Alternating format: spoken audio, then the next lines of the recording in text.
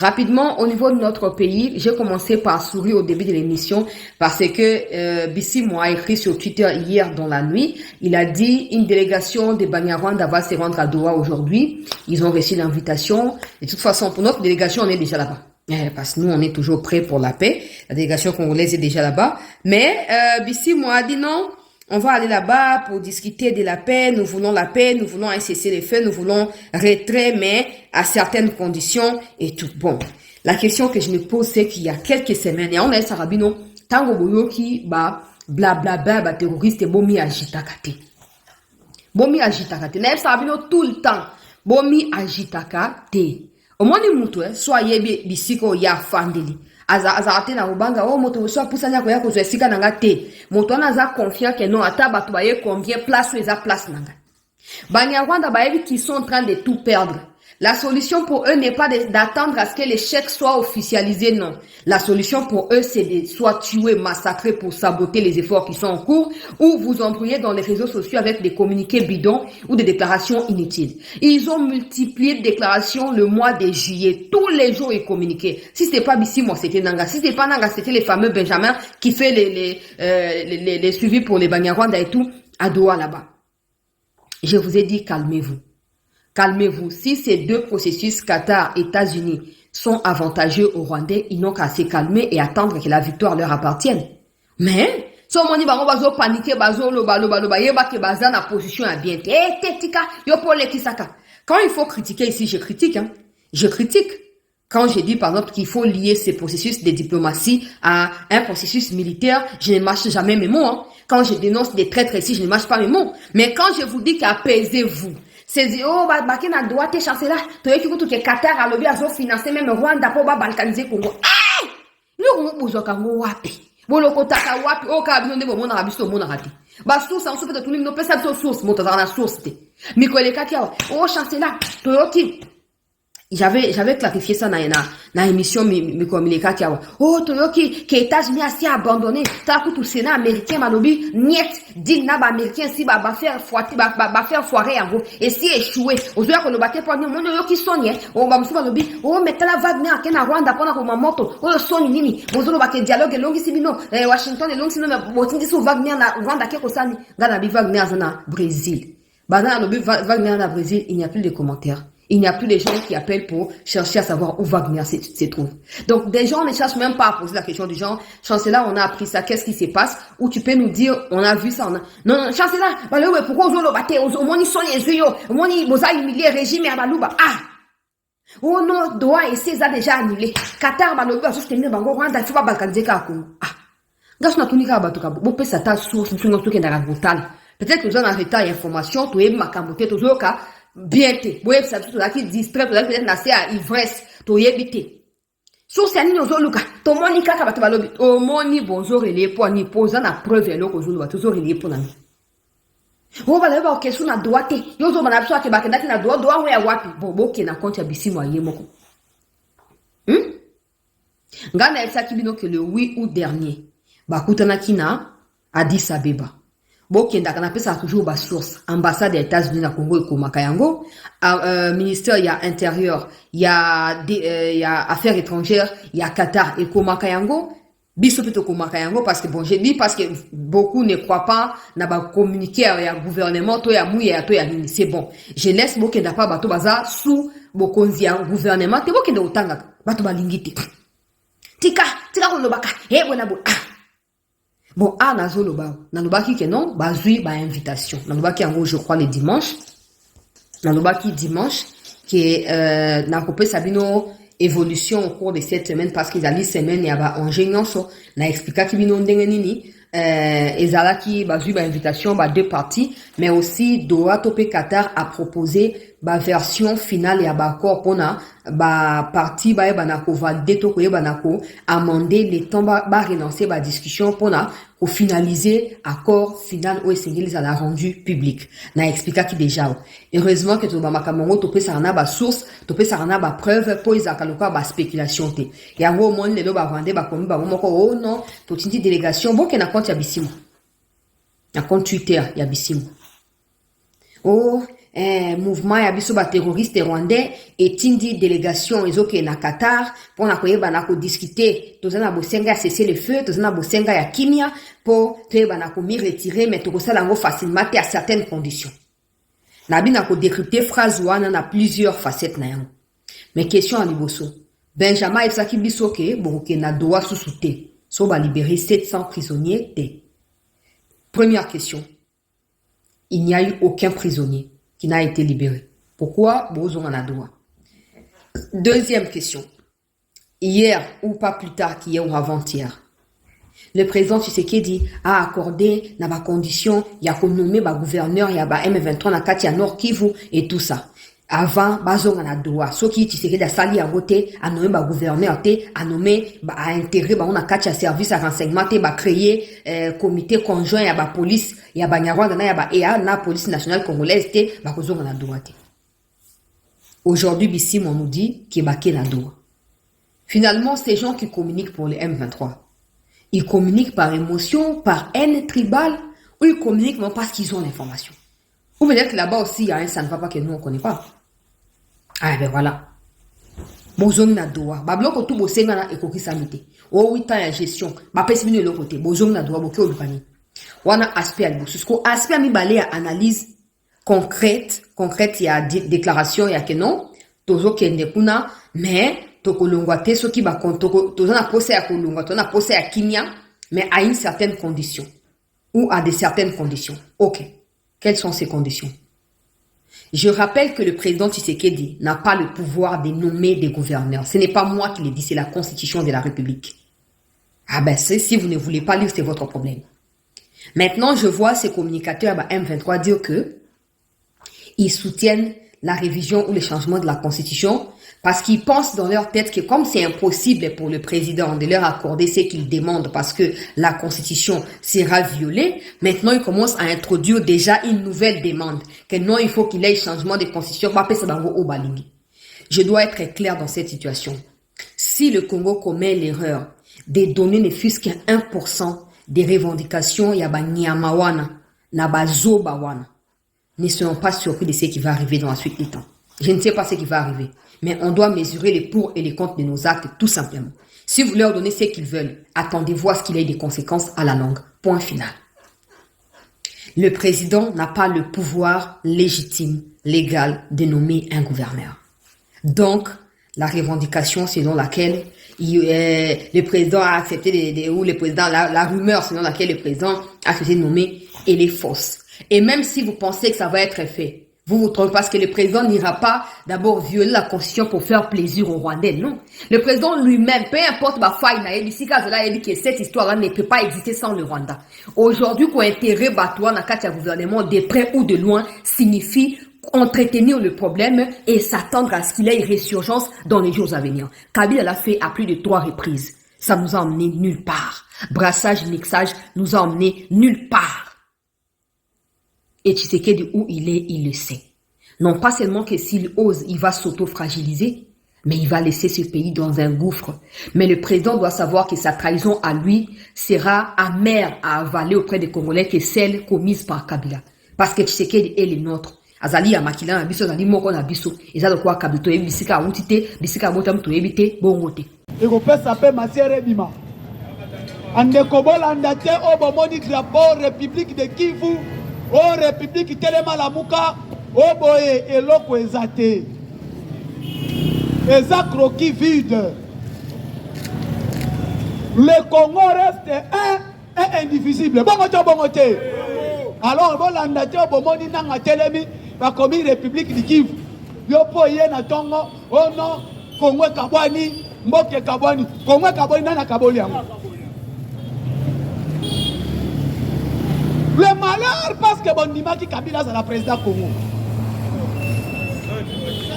Parce que Bondima qui Hippolyte a dans la président Congo. Parce que Bondima quand on a voté 1+4 ton Bondima constitution autosana.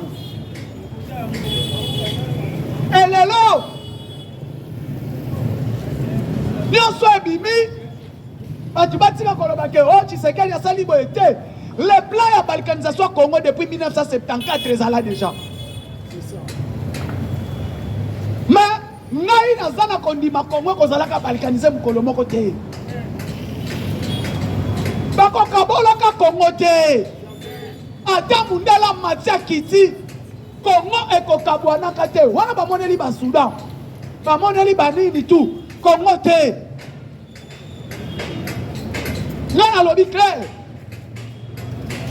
La paix à Congo ekoutaka na États-Unis te. La paix à Congo ekoutaka na Russie te. La paix à Congo ekoutaka pa na biso moko ba Congolais. Nous devons prendre conscience pour sauver notre pays. Lelo Amérique te mutu yako boma oratra. Amérique te mutu yako boma Chekamine. Belgique te mutu yako boma Chekamine. Mais batu bomomi Chekamine eza banani. Et mutu bomomi Chekamine eza ba Rwanda to yambaki.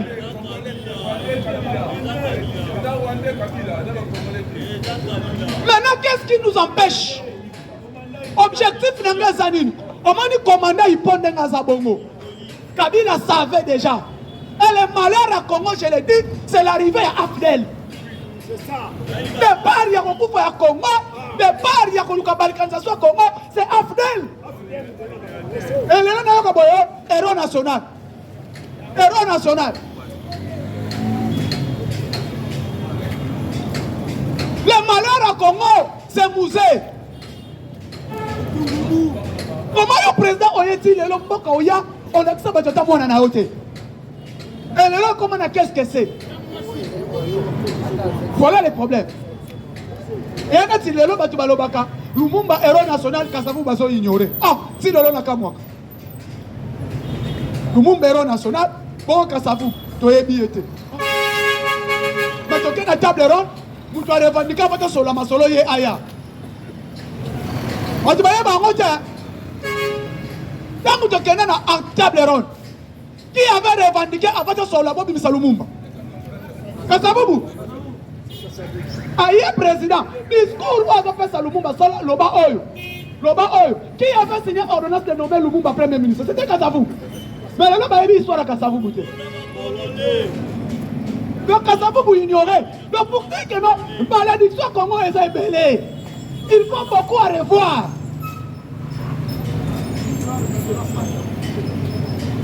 Comment est histoire on a dit?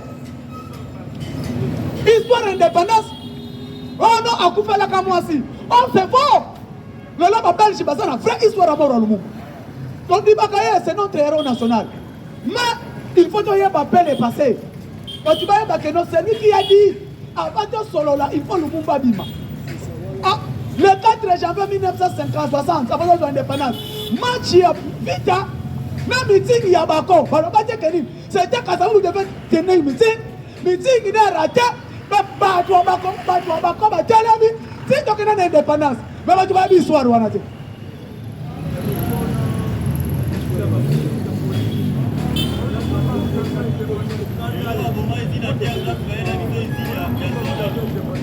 Allez-y comprendre. Et Congo se retourne, le père de l'indépendance à Congo, Patrice Emery Lumumba. Oh, c'est faux. Moi, je le dis franchement. Parce que Lumumba est en prison, mais toi, tu as une indépendance, mais tu as mais bon, ignorance, c'est pas ça, là, tout. Deux ans en histoire.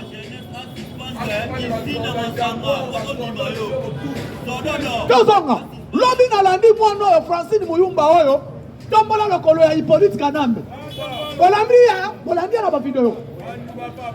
Tombola le colo ya Kabila ya Hippolyte. Le commandant Hippo, oyo aza Rwandais de père et de mère. Afandi na ye peke non, to kosa la marche gouvernement Tshisekedi oyo a nommé ba belge, non ba français. Dokana. Est-ce Francine Mouyumba? Yoba uti lokoto uti Rwanda ye. Bachana la vitesse ya jeunesse ya Congo. Voilà jeunesse ya Congo place bando kufa. Bazui Francine Kindumba, balongoli mosi, ya tombola lokolo ya commandant Hippo, ba mo nomela biso numéro 1 ya jeunesse ya Congo. Na CNJ. Si akena jeunesse ya panafricanisme. Francine Mouyumba. Lelo Francine Mouyumba ye Kaikwamba aza étranger. Oh non, Grâce Coutinho aza étranger. Oh tel ministre aza étranger. Papa, ataki ndokiango. Otengi ye Grâce nani Coutinho. Coutinho aza nani? Maman Emi Coutinho aza nani? Depuis que Grâce à l'étranger. Oui, même quand il y a pas de nationalité boussous. Bah comment origine nani? D'origine nani? Pour vous dire la d'origine té. Benzema Coutu le bimi. En français, bah le bien zanan. Algérien. Mbappé bah ici aux Camerounais d'origine. Aux 50 Camerounais, 50 Algériens. Tu n'as pas aux français. En français, bah BBC. Zidane Coutu. On servira France l'avion. Surtout quand on va BBC nani Algérien. Matuidi. Yawana bah BBC. Zonga na Angola panabino. Makele le suka babenga nani d'origine hein? Zaïrois. Elle est là. Francine Kindumba. Ah, voilà bagana. Le longa na morning ngai moko lobi na tali. Mama ya Kaikwamba na Mujimai. On va tenir message. Donc, papa, Congolais, à part tu vas te nabander connaissance bakasa en tout cas bon makasi. Tu vas te nabander na mabongo makasi bande connaissance bakasa. Muluba même abota mi des États-Unis. Muluba même abota mi na États-Unis. Yeba yango langue nationale na ye. Abosa na rangote. Na na mama ya Kaikwamba zolo ba chiluba moko na Kasai lobi. Alobi Thérèse est congolais. Est congolais de père, de mère. Papa na ye, aza ndambu, mais aza congolais. Il a fait le choix ya kozala nani congolais. Parce que mundele so robota mi pa na ye, atikala ka autant. Bizuta so mo na koli apona ka nationalité na ye. Bongote. Siko lelo Francine Kindumba lobi Grâce Coutinho aza française. Ye aza sud-africaine. Ye aza rwandaise. Abi Grâce Coutinho aza française. Mais Grâce Coutinho wana abotami na clinique ngalem. Papa na ye congolais. Maman na ye nani congolaise. Il a fait le choix de nationalité nini congolaise. Azongi a servir mboka na ye. Il est nommé ministre de la jeunesse pour défendre l'intérêt de la jeunesse congolaise. Yo achayo ministre achayo na jeunesse, okena ko défendre l'intérêt de la jeunesse rwandaise. Vrai ou faux? Nani Francine Muyumba a été nommé à la tête de la jeunesse congolaise, même il y a panafricaniste. Par Kabila a gagné na Sadek, a gagné pour défendre la jeunesse rwandaise. Il n'a jamais parlé de la jeunesse congolaise. Aujourd'hui, il dit que non, Tshisekedi nomme des étrangers dans le gouvernement. Na bandi koya bisaye, commandant Ipo, a nommé Robert Wazalanan. Ala kisanga yi Rwanda dans le gouvernement Tshisekedi. Commandant Ipo a nommé Moïse Nyaruga Bunan. Commandant Ipo a tient nanga na seni. Le nanga azala banan. Commandant Ipo a yanaba Mwanga Chuchu. Le Mwanga Chuchu azawab na prison. Botika ko na respecta kabasi makasi. Na pesa kabasi valeur. Mais Francine o lukana loba ofona loba po pesa ngakanda na bimisa yango na okoka koloba ngote. Alors kolinga jana loba tangu yango yo okena kolela olandi musala olandi mobali na musala okesenga mbongo pampex pendant que tu es sénatrice. Oyo lelo ofana na libala oyo moko mbisa mbongo dot Bande génique bongo ya bande génique. Oyo na mobali na musala okesenga mbongo pampex ya bana. Oyo lelo mobali ofandaka na ye yondo pesa mbongo wa dot. Oyo ngana ko sala te parce que oza congolaise te. Alors ne touchez pas à nos sœurs. Moi je le dis franchement, mais quel que soit le cas, ceux qui un Rwandais se taquent na congolaise, yeba ke ngapena ko sala nini na koya. Lokolo simbi Coutinho, osimbi mama Kaikwamba, yeba ke na koya. Mujabe bisi Coutinho kombo na ye Joseph Ka. Kabila te. Mujabe bisi ye. Eza commandant Ipo, commandant I.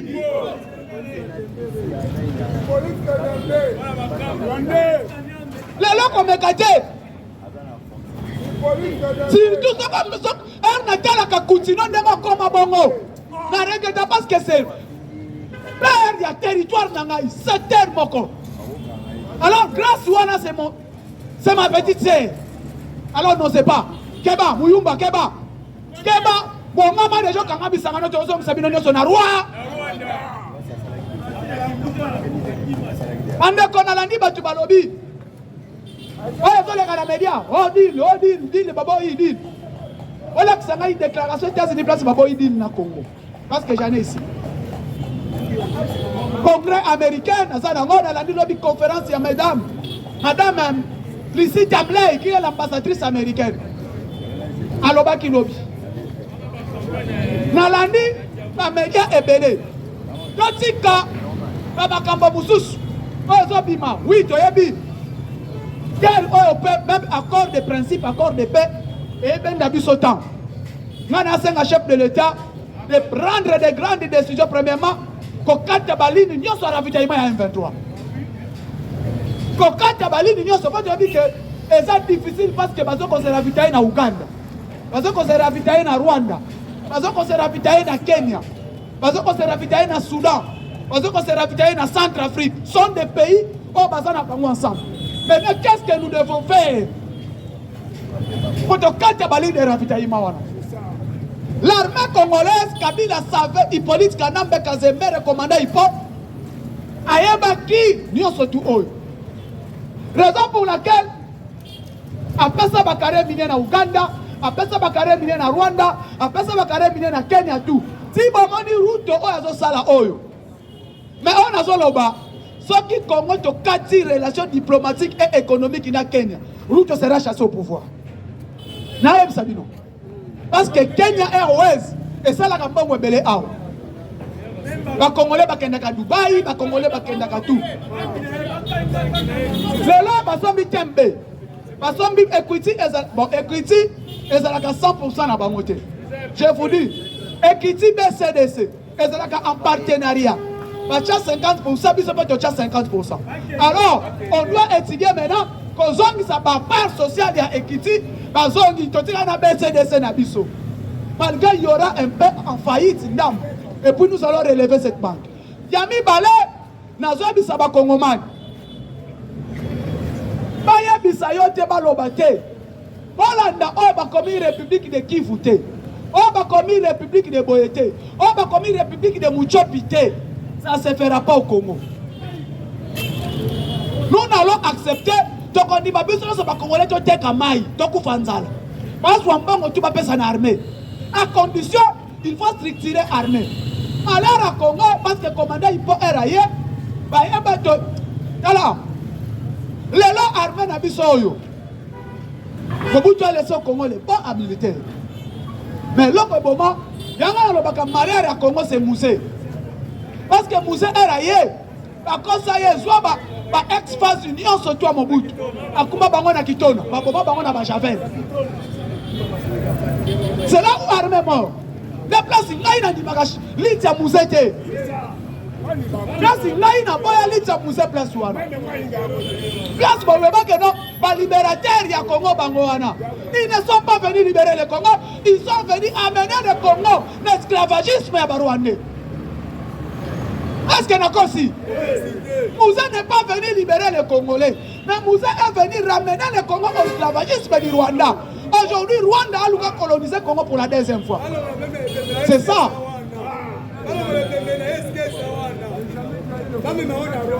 N'a jamais trahi le Congo. Aujourd'hui, le Congo est trahi.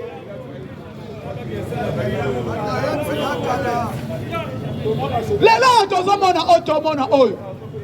un petit pays comme le Rwanda va dominer sur les grands Congo. Notre pays, même les pays africains, le Congo. Un grand pays. Notre pays est belé. Mais pourquoi? Parce qu'ils ont taillé la République. Tous les officiers congolais, Bobo Babango. Nzambena Zobaka. Soit d'être Lelo. Batindio commandant des opérations dans Nord Kivu. Commandant des opérations. Batindio dans Nord Kivu. bapesi arsenal militaire tout bayebi yo awa soki okomi okobeta na gauche droite yoka lisolo ar bapesi yo baarme bokei batali balobi ennemi aza à 20 km tokobete à 20 km bakongolais baza liboso kuna balobi baa na 30 km yo régler arme bete à 20 km mais commandant mosusu aye alobi régler arme bete yango à 30 km mpo boma banani eloko elenga na Nord Kivu. Chance un Congolais qui était là avant régler à Bengi Bandekone par Congolais. À Bengi Boza combien de kilomètres? Oh, nous sommes à 30 km de la place de Boza. Oh, maintenant en commandant des opérations à régler arme à 30 km. Oh, non, l'Union Bomabiso. Alors, il régler Betango à 20 km. À régler Betango à 20 km à Bomi Baïlounia. Par la mort général là. Yo, on a dit Dio Betango. Oh, général, yo, il a réglé la bête à 20 km, à 30 km. Pendant que combien de kilomètres à 30 km.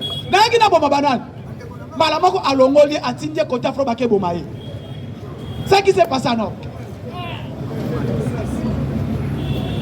Souka, je vous dis, si l'armée est trahie, ce sont des commandants des opérations, en ligne de front. En plus, les politiciens qui sont dans les institutions. Dans un exemple, parce que Constant Ndima va nommer gouverneur militaire dans Nord Kivu, commandant des opérations. Les politiciens en Est, Basangani Balobi que Ndima est mauvais. Le lieutenant général Constant Ndima, général, gouverneur, il y a Nord Kivu, commandant des opérations. Ndima était là, Ruchuru, Masisi, Nirangongo, Kanyabayonga, Ruindi, tout. L'armée était toujours en forme. Nima travaillé. Maintenant, les politiciens du Nord Kivu et du Sud Kivu, va créer mouvement contre Ndima. Ndima est parti. Parce que Sirimouam est venu. Le numéro 1 de la province commandant des opérations. Vous connaissez les résultats. On a bien noté. Aujourd'hui, dans Nord Kivu, Ndima protéger la province. Ndima s'est donné au travail de la province. Tu vas le départ à Constant Ndima. Ce sont des politiciens. Si dis-moi, mais il y a des résultats. Changa, Kichanga, Tombe, Ruchuru, tout, Masisi, Kanyabayonga, tout. Ça que, quand tu vas boyer, comment? Ce qui s'est passé aussi de Kivu Boyebi, il n'a pas boyé des résultats. Pendant que les gens les chef coutumier, lobby était laissez nos frères, sont nos libérateurs. Aujourd'hui, vous le savez. Personne ne peut nous dire que non, c'est Tshisekedi qui a fait ça. Il y a des résultats. Et là, il y a toute une communauté qui sort. Nous sommes minoritaires. Nous sommes une communauté que nous sommes des minoritaires. Nous ne voulons pas ceci. Nous sommes des minoritaires. Nous demandons ceci. Les minoritaires là qui vous parlent, les Tutsis. Et là, les Banyamuleng. Dans l'histoire du Congo, depuis 1985, il y a une conférence de Berlin. Si il y a tout un ethnie qu'on appelle les Banyamuleng. Voilà le résultat. Et Moutana Banyamuleng qui il revendique, nous sommes des minorités. Vous êtes des minorités, maintenant vous voulez quoi? Oh non! Papa, ça ne reconnaître nos droits de terre. Papa, vous voyez, on encadre dans Mboka Batu. Parce qu'il y a un droit de terre.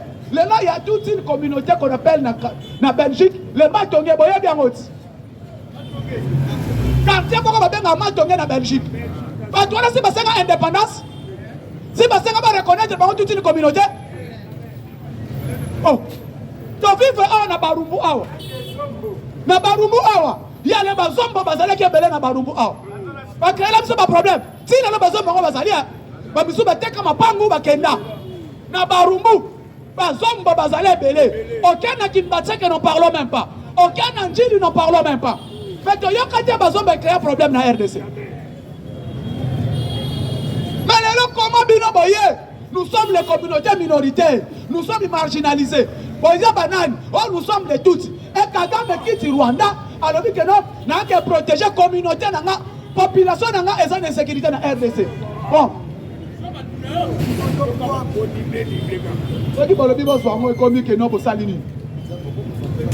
comment va se retrouver comme minorité? Nous sommes marginalisés. Mais au moins, il y a Azara Soubero, ministre d'État, ministre de décentralisation et réforme institutionnelle. Il avait tout un plan. Je reconnais Minembola comme terre, et comme commune rurale. Si on a comme État dans un État, c'est le but. Et aujourd'hui, le plan, c'est de reconnaître la République de Kivu. Reconnaître la République de Kivu. Au moins, il y a et qu'on risquait 4e, 3e guerre mondiale. Parce que, tu as vu le président pour le Maza bizarre, tu sais qu'il dit, Azamark, surtout la Mikolo, il ne parlait pas, silence, et silence les autres bébés. C'est maintenant, Azoyamba, représentant spécial, ce qui est mon côté, tourner à Miri à Qatar. Hollandais, avec investissement 20 milliards à Qatar. 20 milliards, 1 milliard c'est au Rwanda, 20 milliards pour le Congo. Azoya, de lundi au vendredi. Avant à Kendeba Congo, après pas Congo, il faut États-Unis. Parce que l'Assemblée générale des Nations Unies, en septembre, et rentrée parlementaire dans Congo, il y a départ à Vital Kamerhe. Et ça en septembre. Et Awawa, Myria Qatar à lobby, on va investir 20 milliards. 20 milliards dans le domaine agriculture. Domaine Yamine, domaine et tout. Balobi en clair, moi j'ai suivi Radio Al Jazeera Yabara, Azoya Awa. C'est comme Myria Qatar, Qatar en Kawana. On dit déjà que non, ça ne va pas. Parce qu'on quitte Omata, il y a la guerre. Il faut s'attendre 2026 ou 2027, guerre généralisée entre Congo et Rwanda et officielle. Parce que l'on peut se Kemabe. Nous devons s'engager dans la guerre. Et dans la guerre, nous avons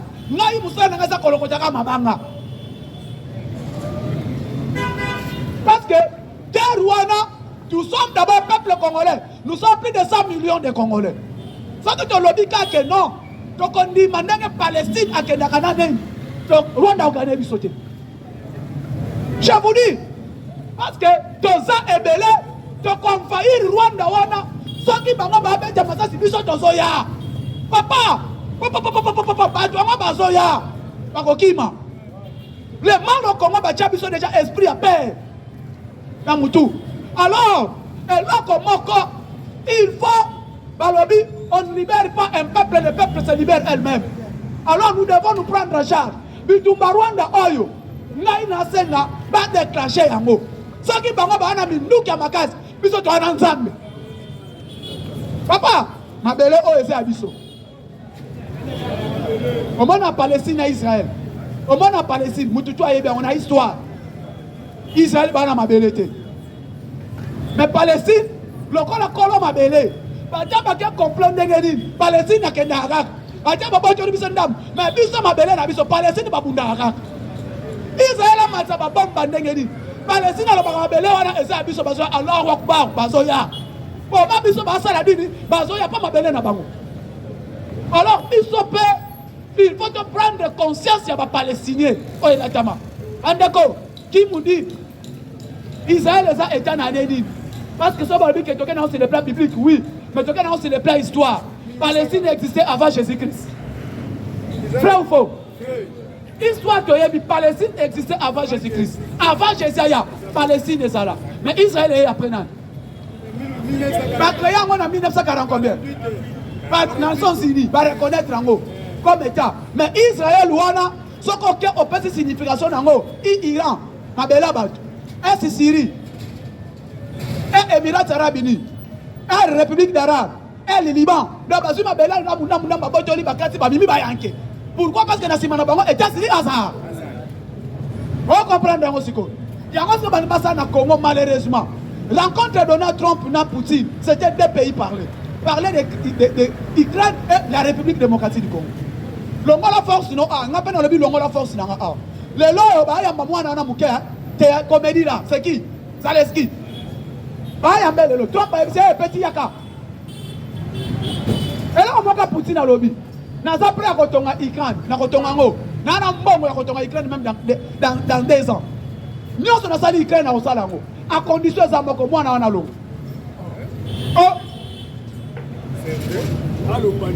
mwana wana longwa et puis Ukraine eko konta na autant te Poutine alobi Ukraine Trump alobi pourquoi alobi pona sécurité na nga pona ngai toyoka na boye na kolongola loboko awa bino pe bolongola loboko na bino awa. Quand je vous dis les Africains biso ba moyen ba petit pays Afrique to koma bilanga na ba grande état wana Hollande eloko so leki Trump alobi clair akotikala ko reconnaître ka Kenya tena mambo na bao basinaka na Joe Biden azala comme pays reconnaissant na autant kutu Trump a annulé tout. Je vous dis Kenya va vivre Mikolo Zoya le col azo kosama pa Kagame a se sentir malheur kala mingi te to ba bango na mini te to ba bango na café non na créer ka EAC on a vendre sa café na ti Rwanda na ye yango na zo sabino soyez calme lobi ne to beta masolo tellement temps epusani lobi ne to ya avant lobi na koyela bino place na suki et to continuer lobi merci. Bongisa mokongo yo kisa makasi. Bongisa mokongo ya kisa makasi mo rolete. Bonjour.